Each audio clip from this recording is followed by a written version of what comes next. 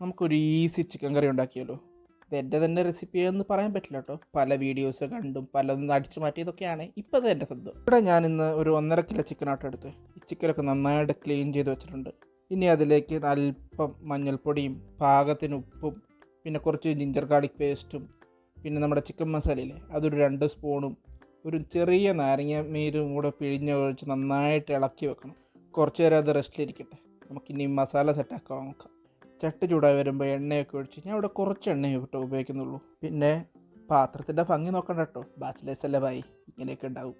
എണ്ണ ചൂടായി വരുമ്പോൾ കുറച്ച് വെളുത്തുള്ളി അരിഞ്ഞ് ചേർക്കണം. നമ്മൾ ഓൾറെഡി ജിഞ്ചർ ഗാർലിക് പേസ്റ്റ് ചിക്കനകത്ത് ചേർത്തിട്ടുണ്ടെങ്കിലും ഒരു ഫ്ലേവറിന് 2 വെളുത്തുള്ളി കഷ്ണം കിടക്കുന്നത് നല്ലതല്ലേ. അതൊന്ന് വാടി വരുമ്പോൾ നമ്മൾ അരിഞ്ഞ് വെച്ച സവാള ഇടണം. സവാള ഒന്ന് വാടാൻ വേണ്ടി കുറച്ച് ഉപ്പ് ചേർക്കുന്നത് നന്നായിരിക്കും കേട്ടോ. ഒന്ന് നിറമാണെന്ന് തുടങ്ങുമ്പോൾ നമ്മൾ ഒരു പച്ചമുളക് ചേർക്കും. ഞാനിവിടെ ഒരു 3 പച്ചമുളക് അത് കീറിയാട്ടോ ചേർക്കുന്നത്. അതൊക്കെ ഇട്ട് നന്നായിട്ട് സവാള ഇളക്കി ഒന്ന് ഒരു ഗോൾഡൻ കളർ ആകുന്ന വരെ നന്നായിട്ട് കിളക്കണം. സവാള ഒരു ഗോൾഡൻ കളറായി വരുമ്പോൾ നമ്മൾ ഒരു തക്കാളി അരിഞ്ഞ് ചേർക്കണം. എന്നിട്ട് അത് അടച്ച് വെച്ച് ഒരു ഒരു വാടി വരുന്ന അല്ലെങ്കിൽ ഒരു വെന്ത് വരുന്ന പരുവാകുന്ന വരെ നമ്മളത് ഇളക്കണം.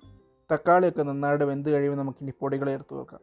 നമ്മൾ നേരത്തെ കുറച്ച് മഞ്ഞൾപ്പൊടി ചിക്കൻ ചേർത്തത് അതുകൊണ്ട് കുറച്ച് മഞ്ഞൾപ്പൊടി ചേർക്കുക. പിന്നെ ഒരു 1/2 ടേബിൾ സ്പൂൺ നമ്മുടെ മുളക് പൊടി ചേർക്കുക.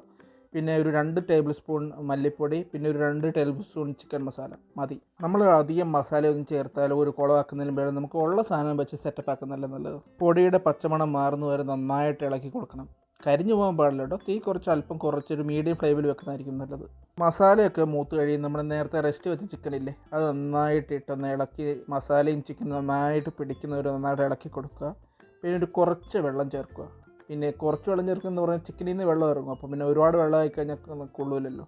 പിന്നെ ഒരു 20 മിനിറ്റ് മൂടി വെച്ച് വേവിക്കുക. ഒരു 10 മിനിറ്റ് ഇടവിടുമ്പോൾ ഒന്ന് ഇളക്കി കൊടുക്കണം. അപ്പോൾ നമുക്ക് കുറച്ച് വേണമെങ്കിൽ കുറച്ച് നമ്മുടെ ഈ കുരുമുളക് പൊടി ചേർക്കുമ്പോൾ നല്ല ടേസ്റ്റ് വ്യത്യാസം ഉണ്ടാവും കേട്ടോ. 10 മിനിറ്റ് കൂടെ കഴിയുമ്പോൾ ചാറൊക്കെ കുറുകി നമുക്ക് പരുവായ ചിക്കൻ കറിയിലേക്ക് ആയിക്കോളും. അപ്പോൾ ദോശയിലേക്ക് 2 കഷ്ണം ചിക്കൻ കഷ്ണം കുറച്ച് ചാറും കുഴിക്കണം. എന്നിട്ട് ദോശയിൽ നിന്ന് ഒരു കഷ്ണം കീറി എടുത്ത ചാറ് മുക്കി ഒരു ചെറിയ പീസ് മുറിച്ച് നല്ല ചൂടുണ്ട് കേട്ടോ, കൈ ചെറുതായിട്ടൊന്ന് പൊള്ളി കുഴപ്പമില്ല. അപ്പോൾ ചാറും കഷ്ണം കൂട്ടിയും കഴിക്കണം. സ്വന്തമായിട്ട് കുക്ക് ചെയ്ത് കഴിക്കുമ്പോൾ കിട്ടുന്നൊരു സംതൃപ്തി ഉണ്ടല്ലോ, അത് എവിടെ നിന്ന് മേടിച്ച് കഴിച്ചാലും കിട്ടില്ല. പിന്നെ എല്ലായ്പ്പോഴും നന്നാവണമെന്നില്ല, എനിക്കിത് ഓക്കെയാണ്, നിങ്ങൾക്കും ഓക്കെ ആയിരിക്കും. ട്രൈ ചെയ്ത് നോക്കുക. അപ്പോൾ ഇത് ഇഷ്ടപ്പെട്ടാൽ നാളെ കാണാം. ബൈ.